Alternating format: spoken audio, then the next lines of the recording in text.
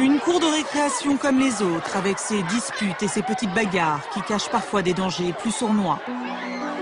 Dans toutes les écoles de France, des élèves sont martyrisés tous les jours par leurs camarades. Ils sont victimes de harcèlement collectif.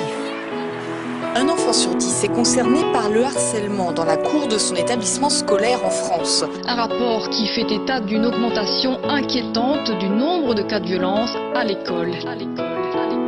Petite Émilie, 6 ans et demi, est l'unique fille d'une famille reconstruite. Une mère pour qui elle est toute sa vie, et un beau-père qui l'aime comme si elle était de lui. Si gentille, si belle, des yeux qu'on sorcelle. Pour toute sa mère, elle en était la prunelle. Elle ne pouvait pas vivre l'une sans elle. Leur relation était devenue plus que fusionnelle.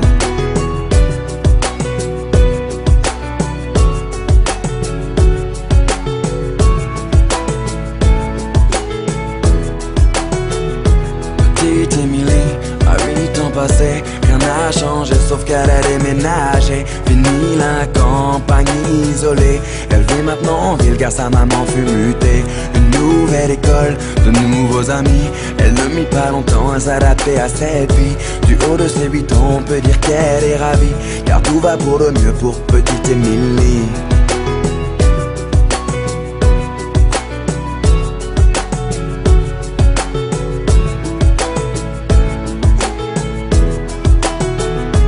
Petite Émilie, à 10 ans, était devenue une petite fille comblée. On peut dire que l'école lui plaisait. Bonne élève pour maman, elle en était une fierté.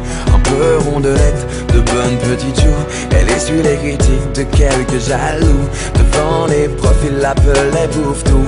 Mais ce ne sont que des enfants après tout.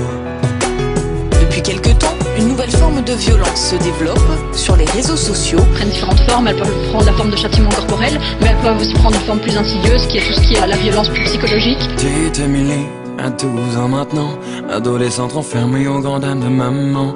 Fini le joli visage souriant, c'est une petite fille maussade qu'elle est devenue à présent. Faut dire qu'au collège, tout avait changé. Trop d'élèves ne faisaient que de se moquer. Partout elle se sentait rejetée, tantôt frappée, tantôt injuriée. Elle se demandait comment faire face. Elle était devenue le souffle-douleur de la classe. Sur les réseaux sociaux, ils l'appelaient la dégueulasse. Des photos d'elle tournées montrant son ventre qui dépasse. Ne sachant pas comment faire ni comment réagir à cet enfer. Par honte et ne voulant pas affoler sa mère, petite Émilie décida de se taire. Mais un soir de décembre, petite Émilie rentra chez elle dénudée. Ses camarades, tous ensemble, l'avaient enfermée dans le vestiaire pour la toucher. C'en était trop pour elle, trop qu'elle ne puisse encore supporter. Alors elle étendit ses ailes, prit son